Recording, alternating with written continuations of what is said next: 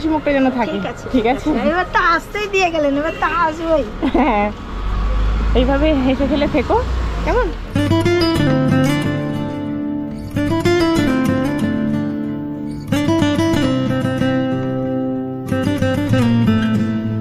কেমন আছো আঙ্কেল? ভালো আছো? আন্টি কই? ওই বাড়িতে। ওই বাড়িতে এখনো কাজ ছাড়িনি?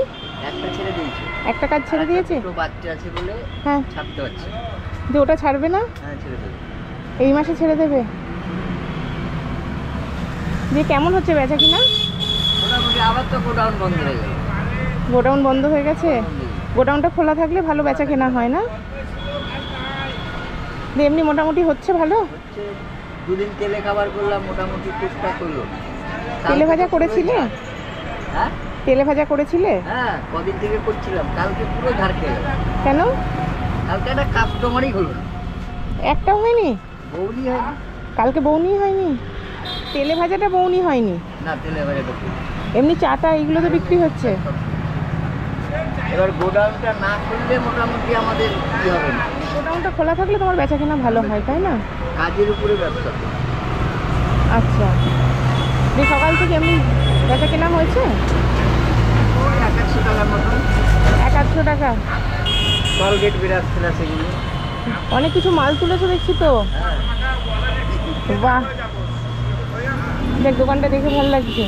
হ্যাঁ, কি সুন্দর করে সাজিয়েছো, আরো মালপত্র দিয়ে ভরাট করেছো, বেশ ভালো লাগছে। এইভাবে আস্তে আস্তে বড় করো। আরো লাগাবো। আরো করবে? হ্যাঁ, হ্যাঁ, আরো এইভাবে লাগাবো। আস্তে আস্তে বড় করো। বলেছিলাম না তোমাকে ওই যে লুচি ঘুগনি যেটা করবা বলেছিলে, হ্যাঁ, সেইগুলো সব রেডি করে নিয়ে এসেছি। আজকে করবো। হ্যাঁ, আজকে করবো।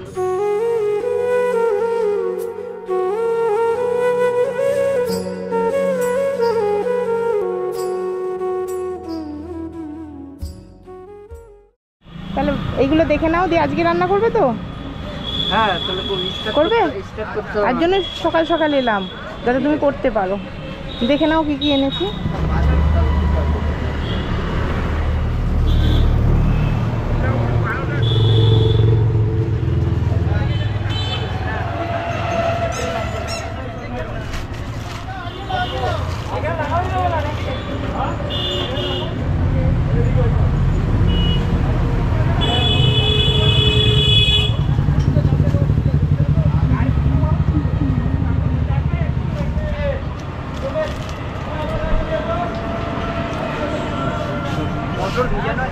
দেখো এর মধ্যে সব সবজিগুলো আছে, ঠিক আছে, এই ঘুগনি করার জন্য। হ্যাঁ,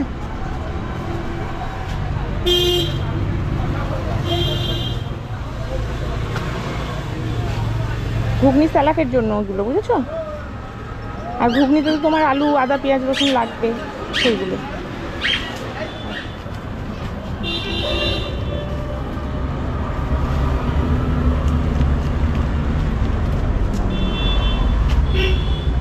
আর এই দেখো আন্টি ম্যাগি করবে বলেছিল, ম্যাগিটা এনে দিয়েছি। আর এটার মধ্যে ঘুগনি দেওয়ার বাটিগুলো, ঠিক আছে? ম্যাগিটা খাইয়ে দেবো, আমার অফিসে এক ম্যাডাম আছে। অফিসের ম্যাডাম ম্যাগি খায়? ও 2-3টে করে ম্যাগি আমাকে তো বানিয়ে দিতে হয়। ও ভাই, আন্টি বলেছিল ম্যাগি করবে। আন্টি বলেছিল ম্যাগি এখন করবে। মনে হয় ব্যাগে আমার দুটো না একটা ভরা আছে। ও, তার জন্যই বলেছিল। নাও তাহলে শুরু করো। আর পেঁয়াজি করেছিলাম 15টার মতো। এ দেখো তুমি যা যা বলেছিলে, ওই যে লুচি ভাজার ইয়ে, আর এই যে মুড়ি ঘুগনির জন্য বাটি, চামচ, আর এটা বলেছিলে তো এটার জন্য ছেঁকে রাখবো, লুচিগুলো ছেঁকে রাখবে। আর এই যে কড়াই, ঠিক আছে? আমি মুড়িটা এনে দিচ্ছি। হ্যাঁ, মুড়িটা আনা হয়নি, মুড়িটা এনে দিচ্ছি। তুমি করো তাহলে ততক্ষণ। ভিজাতে হবে বলে আমি এইটুকু ভিজিয়ে নিয়ে এসেছি, বুঝেছো? না হলে তো এখনই সাথে সাথে করতে পারবে না। আমি প্রথম দিন বলে অল্প করে ভিজিয়ে এনেছি, যাতে তুমি করতে পারো। আমি দেখলাম এসে না ভিজালে তো তুমি করতে পারবে না। আন্টি বলেছিল আজকেই করবে।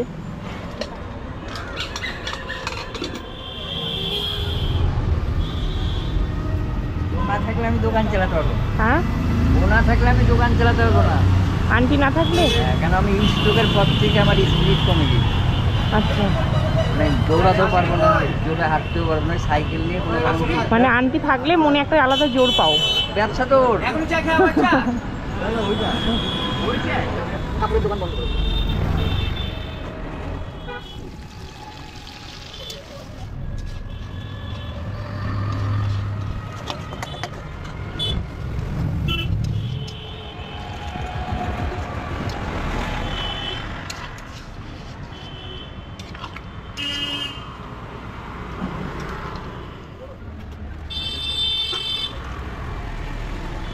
সেল এই দেখো যেগুলো বাকি ছিল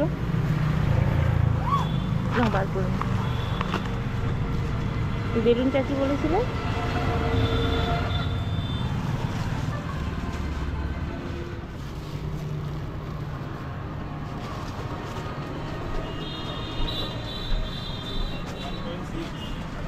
তোমার ঠান্ডা লেগেছে? খুব ঠান্ডা লেগেছে, গলা দিয়ে আওয়াজই তো বেরোচ্ছে না। হ্যাঁ।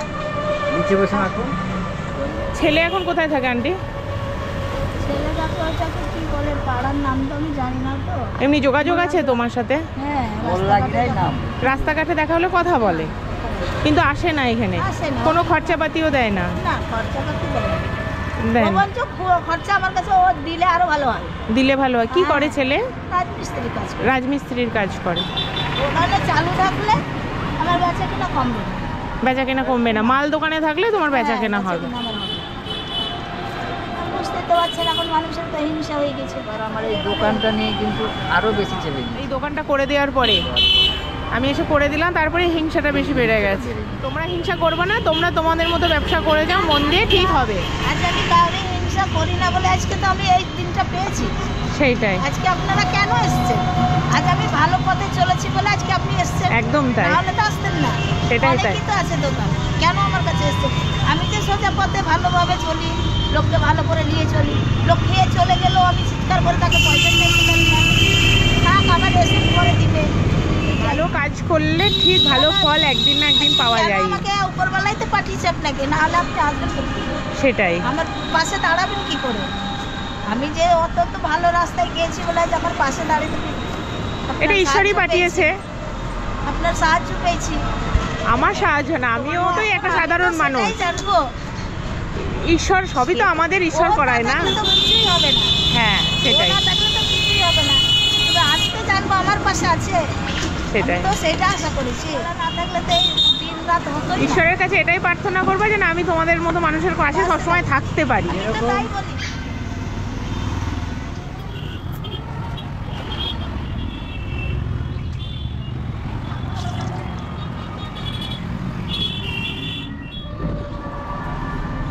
দেখেন, কমপ্লিট।